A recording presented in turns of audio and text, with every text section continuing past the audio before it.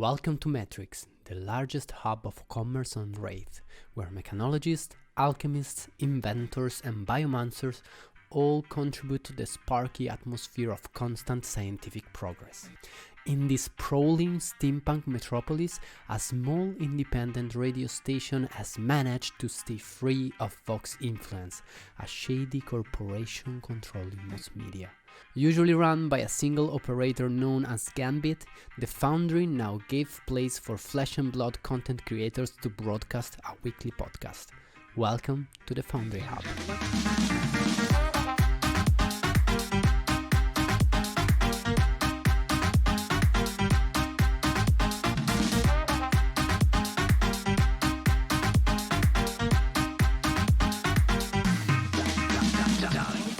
Hello everyone and welcome back to the Foundry Hub, our weekly Flesh and Blood podcast. Here we are tonight or today, depending when you're listening to this, with Brew Tapcast again. I'm super happy to have him back, and today we are talking about the new Spoliers card for Monarch.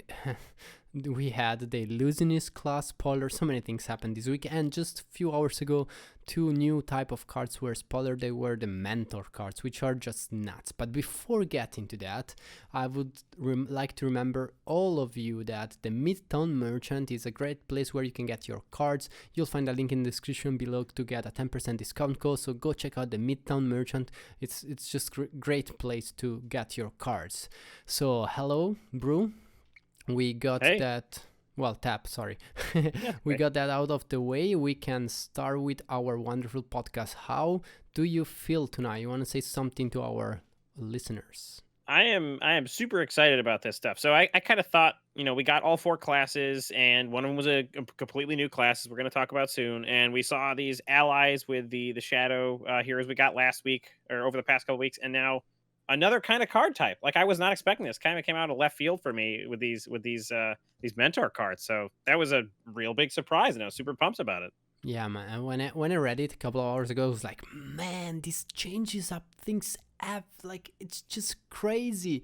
But before getting to the mentor cards and how Command and Conquer will interact with those, let's talk a second about Prism, our new favorite class. I think that many people are hyped about that. It's just, man, the light illusionist hero. It feels great. The lore and the feeling of the hero are great. The class also looks very well thought and very well done.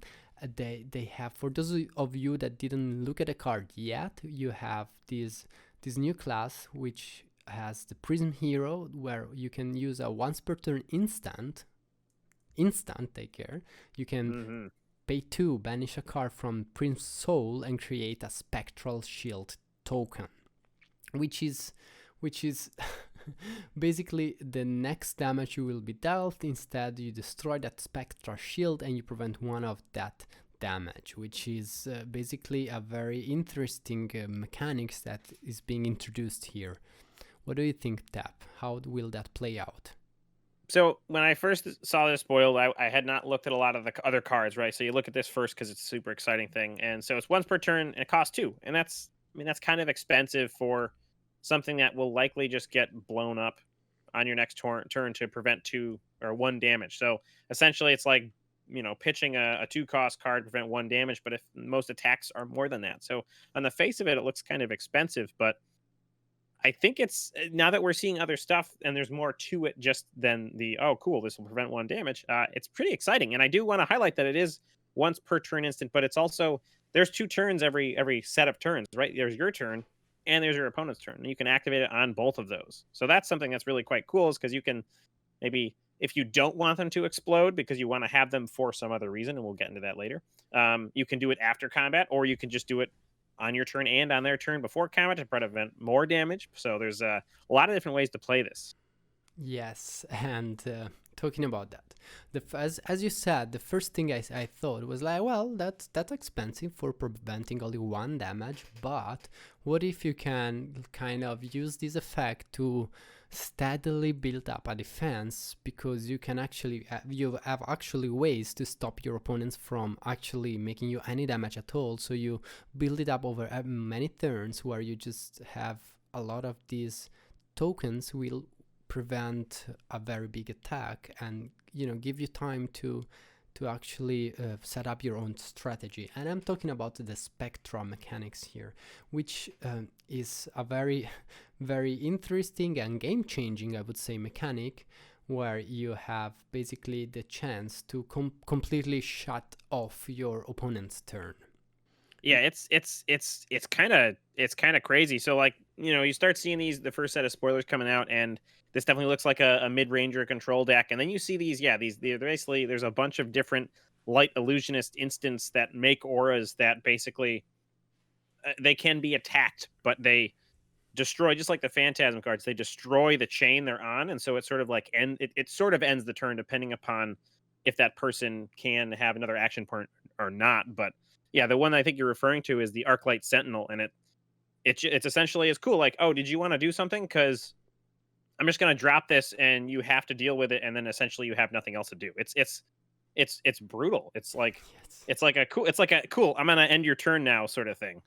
Yes, because Spectra cards basically they are instant auras that once they are once you use it, the attack will go to this kind of illusion. I guess that's the feel of the card, and it's like you're actually, instead of actually hitting the illusionist, you can only attack that card, and if you don't have extra action point, then you are done for, and that really stops in your trails. And that means that if you use that plus the spectral tokens, where the shields that and you don't actually get damage for some turn, you can actually build up some defense while putting also pressure with the phantasmal cards to your opponents, which can make the deck very very difficult to deal with. And for all of those of you that don't know phantasm cards, which they are cards that are very powerful and very cost effective, but that can actually be defend if they are defended with a card with 6 or more, they break. So basically, on one side you have this very heavy defense that you can set up, and on the other side you have very very tricky attack to defend, where you have your opponent will have to use their best, or like the highest card they have, to stop you from keep the attack going. But you, as the illusionist, you have the chance to use very few resource to attack with very powerful attacks, and at the same time use the rest of the resources to actually build up the defense, which I think it's very very interesting as a game mechanic. Yeah, no, it's so different than what we've seen, and I really like that they can have so many of these iterations.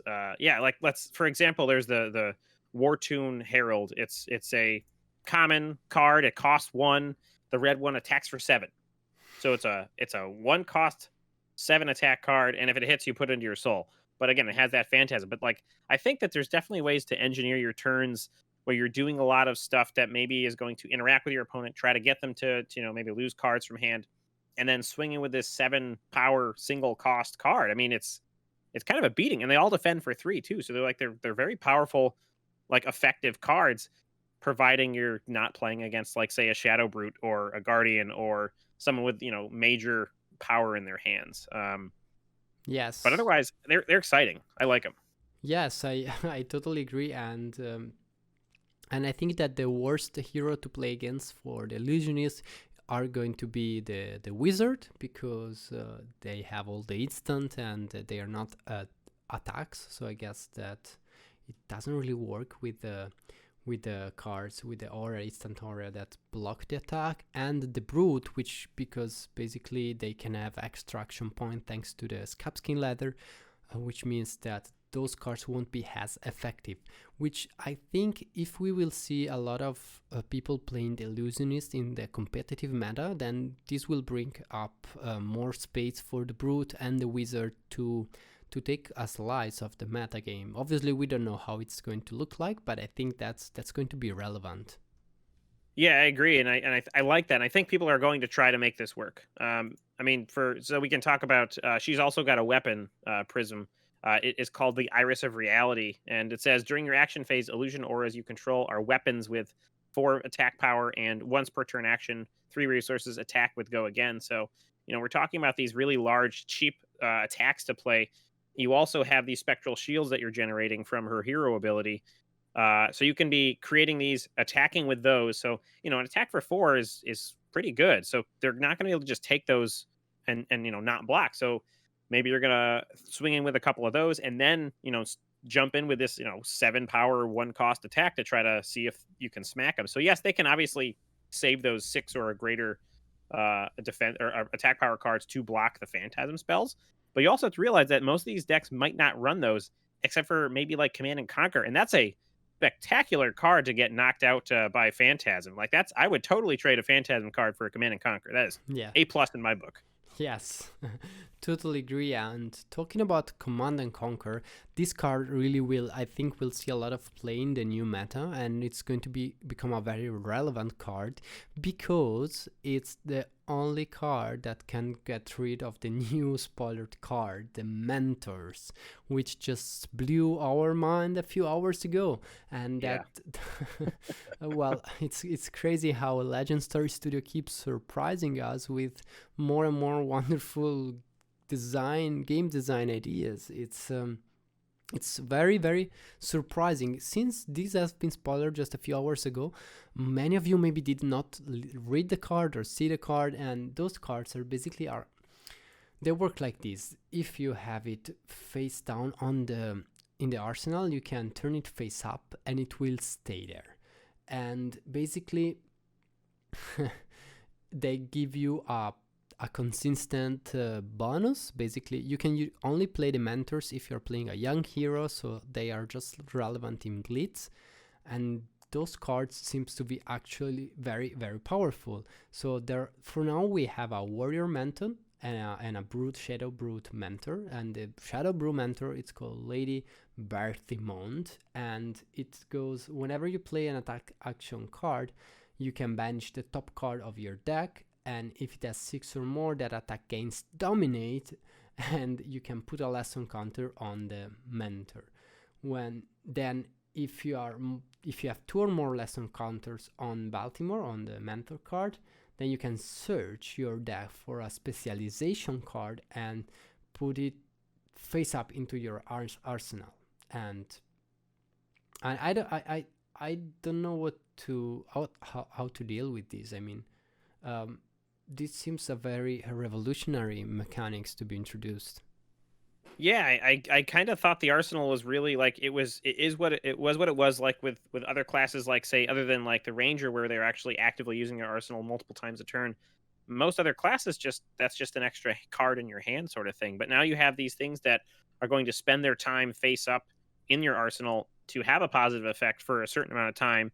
It does the things you want to do, and then you get to have it blows up with a finale of glory. You get to go get something really good out of your deck. So it's really cool. And the worst case, oh cool, you have it in your hand, you can defend with 3 for 3 with it too. So it's not like it's, oh, this is literally a useless card. Like instants cannot defend.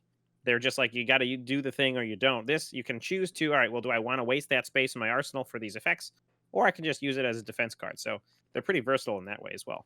Yeah, and I still don't understand totally the implication that it has for the gameplay, because it's basically going to take up your arsenal for 2-3 turns, maybe more, and then we'll get you the super powerful card.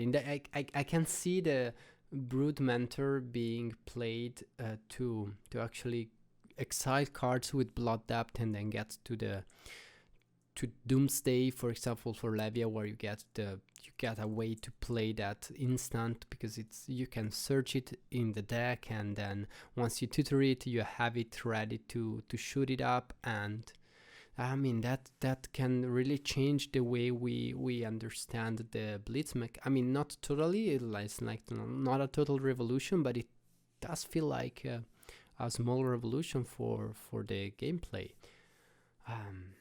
Yeah, I mean, because it's sort of like a second copy of the so Doomsday is it's a legendary specialization, so you can only have one copy in the deck. So this is essentially like a second copy because you're going to be attacking in, you're going to get those the counters on this mentor, and then it will go ahead and fetch up that card. So it's essentially like an extra copy, which is pretty nice. Yeah, and it also makes your brute attack have dominate, which is Yes.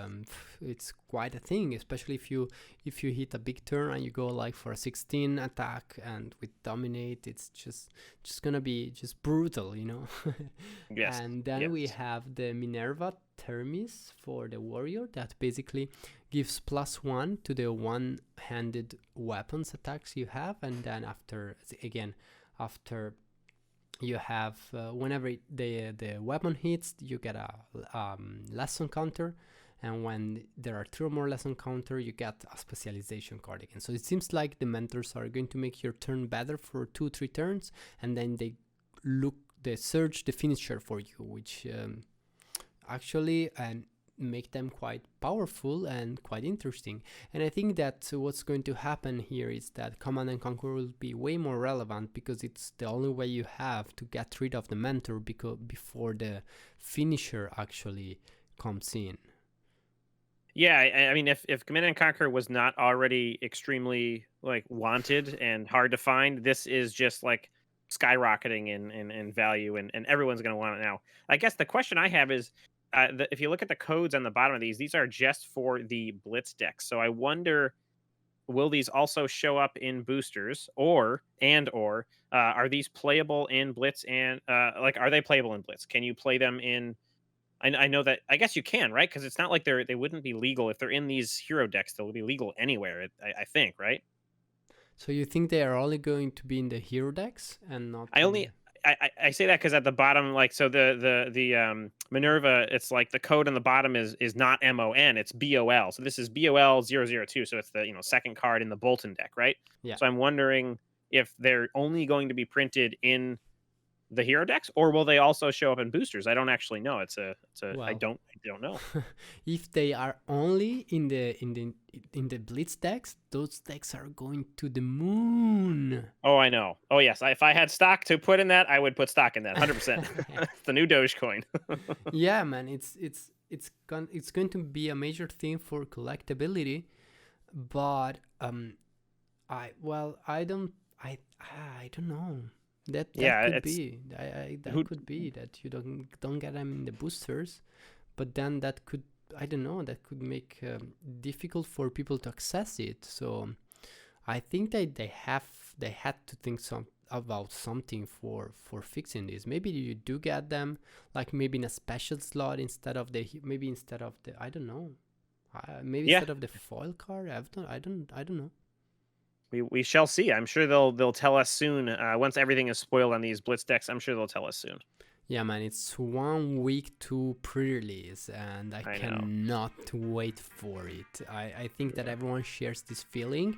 Did you actually manage to get a place for the pre-release?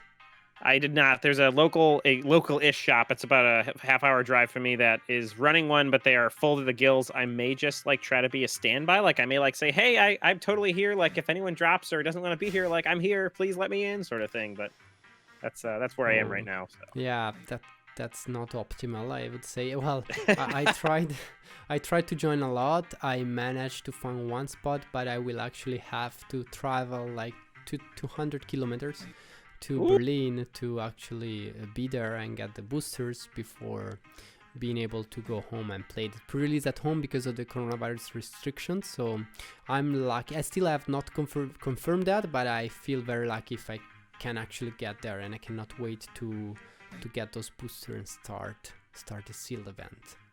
That's lucky, man. I hope you can. I hope you get to do it. Yeah, man, I'm super excited.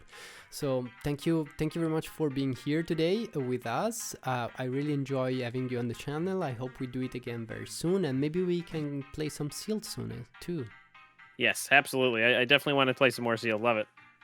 Okay, man. Thank you very much. Thank you everyone for watching, and go subscribe to Brew Tapcast channel. I'll put that in below. Yeah, thank you. Cheers, man.